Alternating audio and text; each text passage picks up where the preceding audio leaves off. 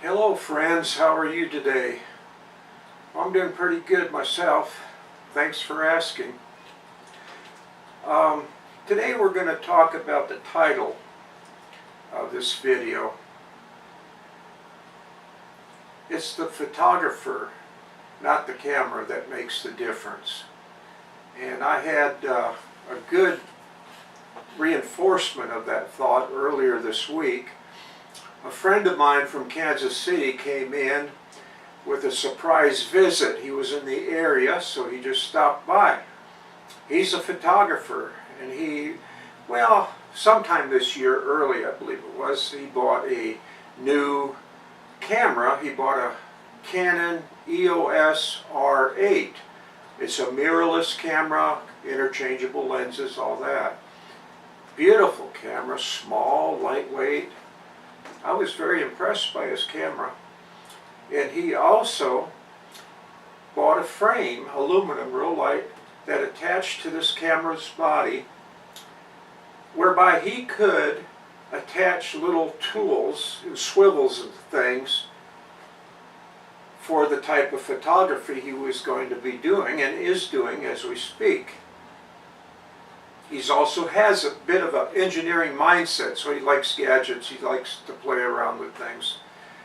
And so he probably got the perfect camera for him. And he's a really good photographer. I'm real impressed by his photos. On the other hand, I explained to him that I'm more of a minimalist, that I don't buy anything until I absolutely need it.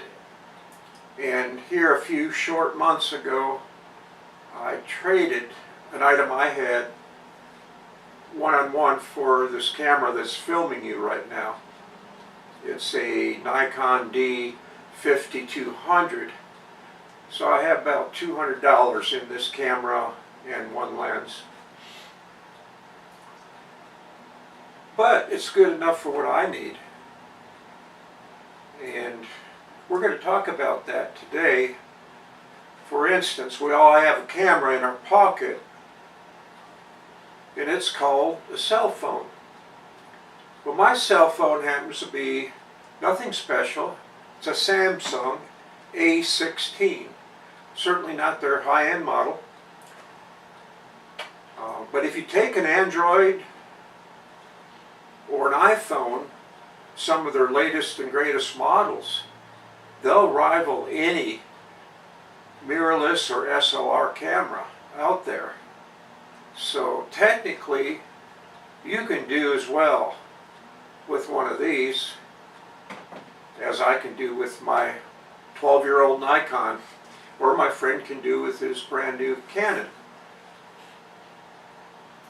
So the best camera for you, that's an easy answer. It's the one you've already got.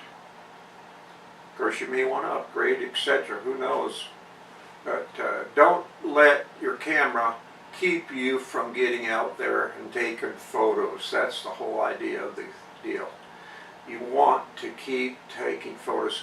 When I started getting better is when I took that digital photography class I told you about in the first video.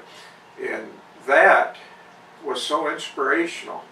And I learned a few things too. Technical things. But I learned mostly about the camera I was using. And I learned about the triangle.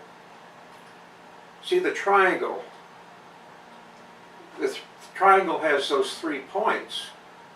And on one point we have what you call shutter speed.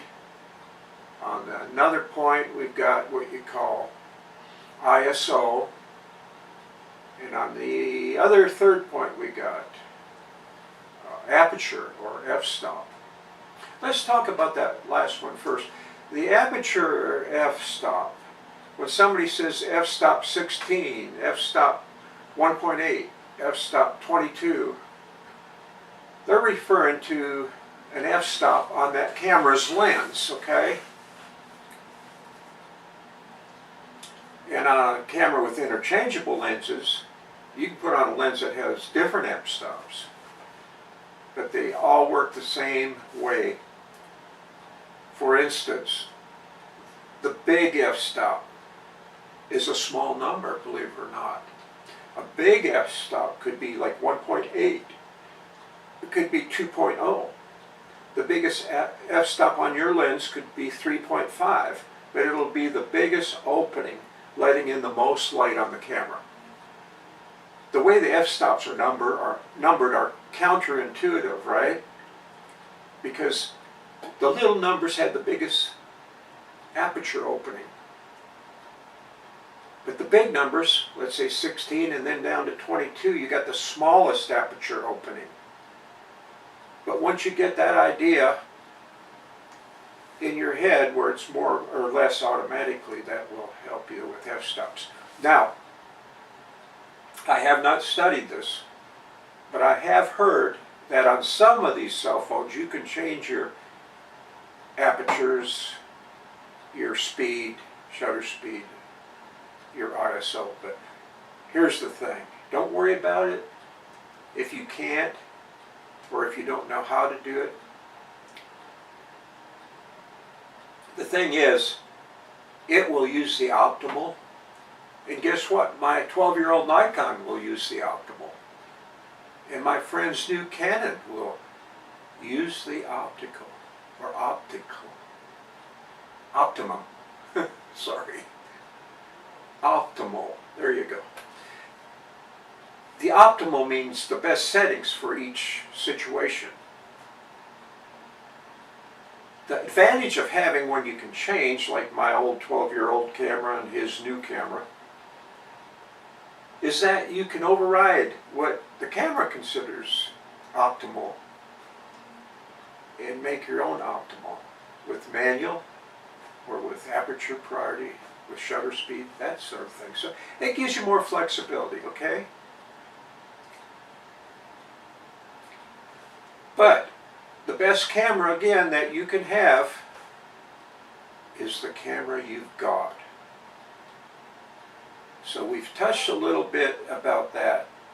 And take my word for it. My first photography teacher back in 8th grade or high school, whenever it was, we were using film then, and we went into the dark room. We talked about that in our first video. But he said the same words, it's not the camera, it's the photographer. And if you look at photography throughout history, a lot of these great photographers, you don't have to go way, way back. You can. But let's say in the 30s and 40s and 50s, you know, they used some of them really little insignificant cameras, and they, you know, they've got their photographs now in museums and books. So it's not the camera. Now, my friend's latest and greatest, let's say, camera, he's got the Canon R8. That'll make life easier for a photographer, especially if you're a professional and you're in there photographing a wedding or something where it really depends on, you know. It makes life easier. But my 12-year-old Nikon will do the same thing. It just takes a little more work. And so will your cell phone. It just takes a little more work, okay? So we pretty much covered what I want to cover today with you guys. If you like this channel and think you'd like to watch it once a week, I think Sunday's my preferred day to put one out, a video out. Please subscribe to my channel. I could really use it because eventually I'd love this channel to be monetized. If you like the video, please give it a like. Other than that, I hope to talk to you next week. Thanks very much for your time. I really do appreciate it.